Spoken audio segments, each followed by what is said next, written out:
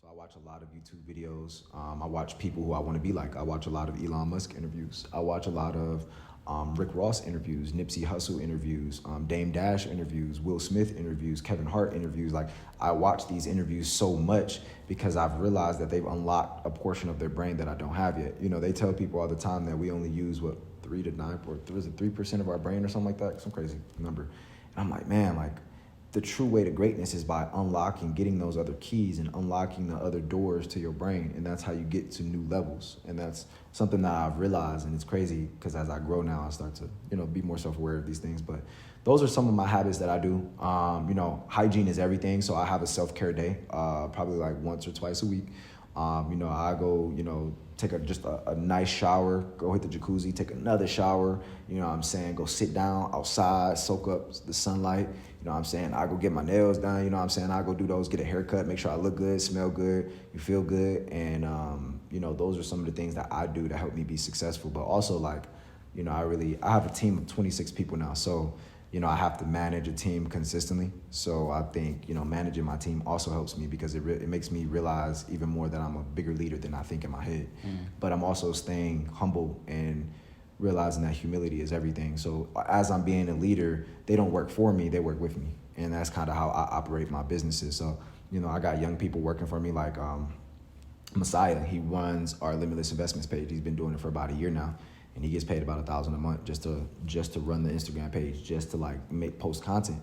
And, being able to take him kind of under my belt and give him a couple gems. But the reason this is important, if anybody can get a job like this, is extremely important. Just be an editor or designer or something like that for big people. The reason it's important is because he's now consuming my content now. He's now learning from me. So I don't directly have to teach him. He's already consuming so much of the information because he has to cut it up. He has to do this every single day. There has to be 3 posts that goes up on Limitless every single day to educate somebody else, but he's getting an immense amount of information because of the clips that he's getting and how it's actually changing his mindset. So, I like to think about things like that and just try to help other people too. So those are my personal habits. Is he in school too? Just a quick question. He's 19 right now. I think he's in college right now. Okay. Yeah. So, what do you say to, let's say, the college kid who got their brand started and it's got some nice buzz maybe in their hometown or maybe at their new school they came to, and they pretty much got like a ton of vision here, but they also hang out. They also like the double life. They want to still be with their friends. They still want to, be, let's say, average. They want to be just regular almost. Yeah. And they have trouble balancing both. Sometimes not giving this all 100%, giving it more like 60%. Yeah. And not really giving they all. So what would you tell to someone in that position who knows yo, I really should be on this, but somehow keep just falling back into the same cycle? That's a good question. I would say discipline yourself and ask yourself, how bad do I really want it? Because I wanted it so bad. I wanted the jewelry so bad. I wanted the nice cars. I wanted the home. So I wanted it so bad that there was nothing else that would set me aside or that would distract me from getting there.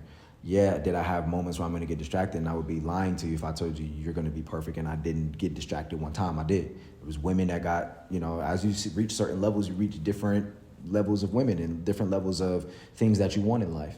But you have to be willing to understand that, yeah, you can want that stuff now. I got a lot of money now, but am I going to have a lot of money 5 years from now? Mm-hmm. That's what you really got to think about. You got to always think about your future. So, I would say to the young person out there who's really trying to stay focused, ask yourself, are the people you're around right now as hungry as you?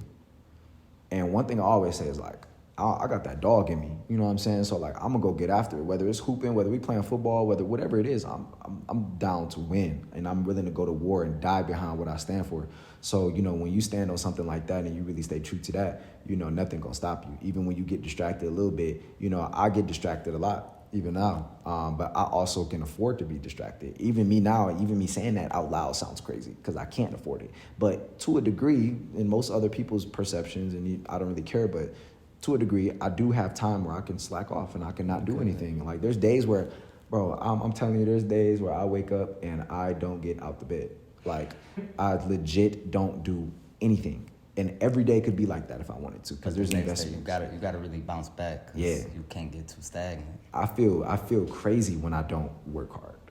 If I take if I take more than 2 days off, like taking vacation is extremely hard for me, bro. Like I went to Puerto Rico back in December, and I was there for like 3-4 days, and it felt so weird not to be working. Like, So you ain't bring your laptop? You wasn't doing no work? no laptop, just my phone. And even on my phone, I'm still like posting content, thinking about it, like, and I'm just like, but I'm addicted to it. Texting people about, business. Yeah.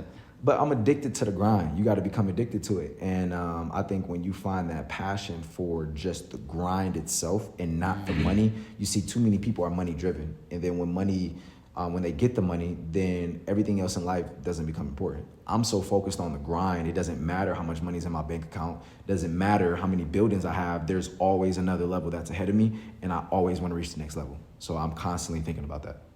All right, quickly we can talk about, it's an interesting topic. I talk about it with all my guests, just to get their view and perspective on a relationship. Mm-hmm.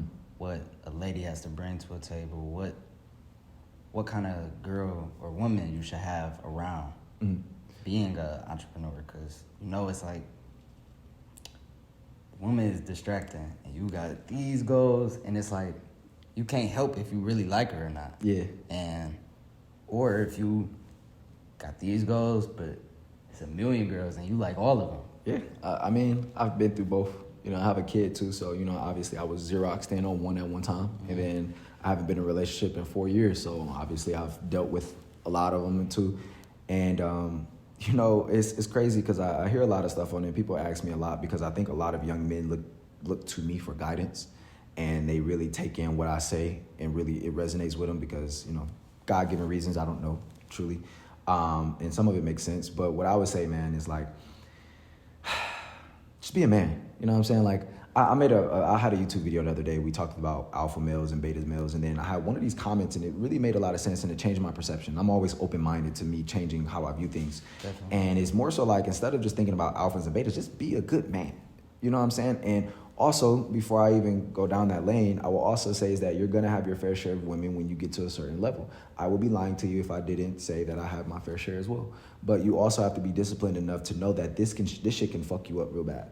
I don't know if I cuss on her. I've been cussing all the time, but I apologize, y'all. But just you two been on that recently, like the little cuss words. They've been pushing people who cuss more or less. Oh, okay. My bad, Dan. No more cussing We in. can bleep it out. Okay, cool, perfect. Yeah, so we just bleep all that stuff out. But what I would say is like, the big and most important part about everything is like, when it comes to the women that you want in your life, you gotta ask, is she a ride or die, and is she really riding for you?